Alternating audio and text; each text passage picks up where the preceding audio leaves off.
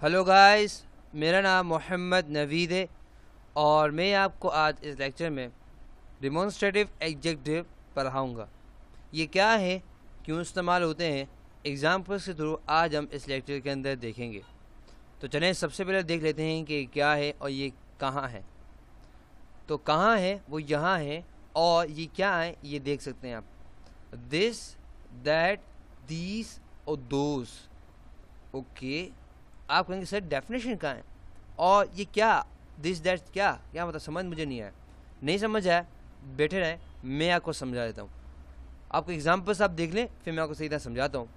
तो एग्जाम्पल्स हमारे पास कुछ इस तरह मौजूद है, आप देख सकते हैं। हमारे पास पहली एग्जाम्पल है, this book is good, these students are nice. इससे पहले कि हम एग्जाम्पल को बिल्कुल सही तरह समझें, हमने देख तो ली एग्जाम्पल्स, मगर हम इसको समझ लेते हैं क्या है। देखिए, याद रखें कि दिस का इस्तेमाल कब होगा। दिस का इस्तेमाल कब होगा, जब हम लोग बात करेंगे किसकी, जब हम बात करेंगे कोई भी चीज़, कोई एक हो, एक, और कोई चीज़ क्या हो, करीब हो, क्या हो हमारे पास, नियर हो, क्या हो हमारे पास, नियर हो। दीस का इस्तेमाल कब करेंगे, जब कोई चीज़ एक से ज़्यादा हो, मोर, और वो क्या हो हमारे साथ, करीब हो।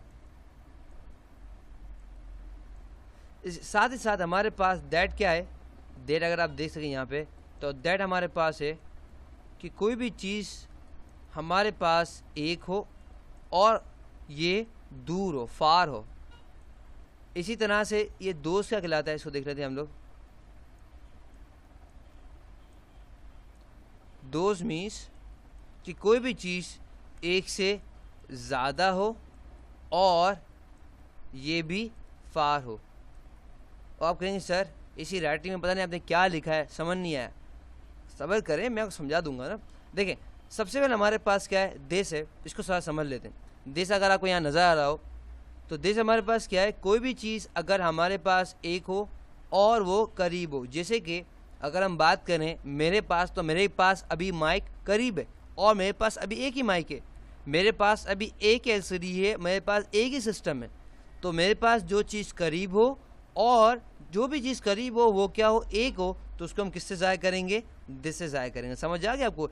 जैसे कि अगर मैं आपको मिसाल दूँ इस तरह से कि अगर आप ये देखें, फॉर एग्जांपल अगर आप यहाँ बैठे हुए हैं और आपके करीब ही फॉर एग्जांपल एक मेज़ के, फॉर एग्जांपल आपकी चेयर है, यहीं पे आप फॉर एग्जांपल बैठे हुए हैं आप, और यहाँ पे एक क्या है, एक फॉर एग्जांपल किताब पढ़ी हुई है, तो आप क्या कहेंगे, ये दिस कहेंगे। क्यों, ये एक ही किताब है।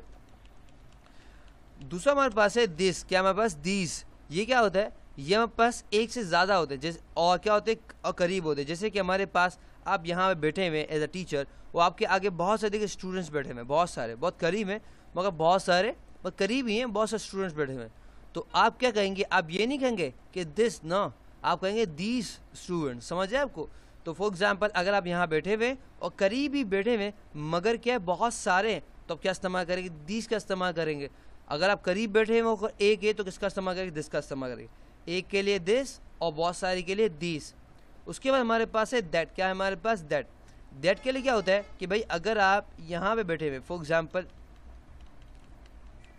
आप, जैसे मैं आपको मिसाल देता हूँ, उसको मिटा के, फॉर एग्जाम्पल आप यहाँ पे बैठे हुए और बहुत दूर, थोड़ा दूर, ये आपके पास क्या एक कोई चीज़ पड़ी हुई है, तो आप क्या इस्तेमाल करेंगे, दैट इस्तेमाल करेंगे। क्या इस्तेमाल करेंगे, दैट। फॉर एग्जाम्पल अगर आप यहाँ बैठे हुए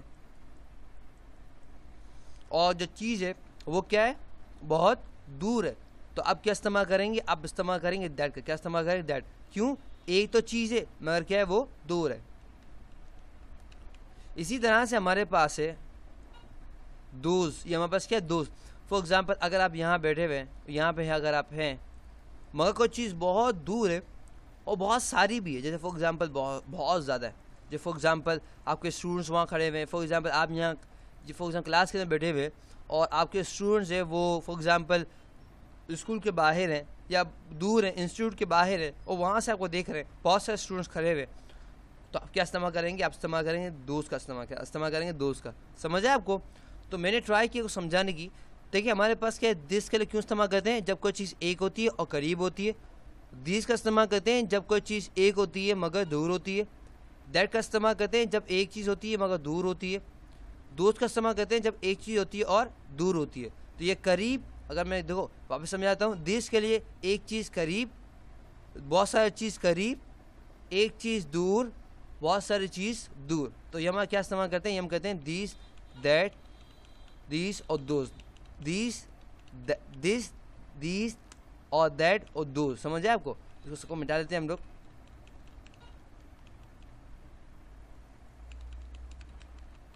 और ये मिट जाएगा हमारे पास।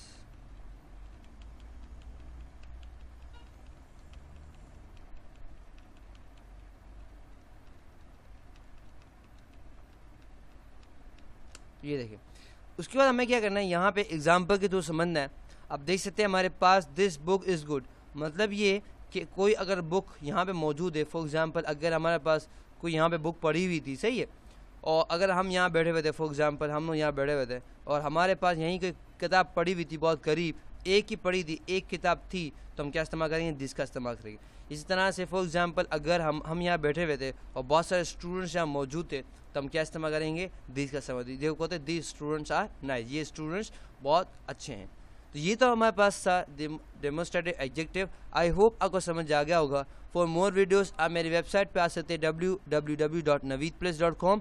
अल्लाह हाफ़िज़, फ़ी अमान अल्लाह। इंशाल्लाह आपसे अगले लेक्चर मुलाकात होती है। टिल देन अल्लाह हाफ़िज़।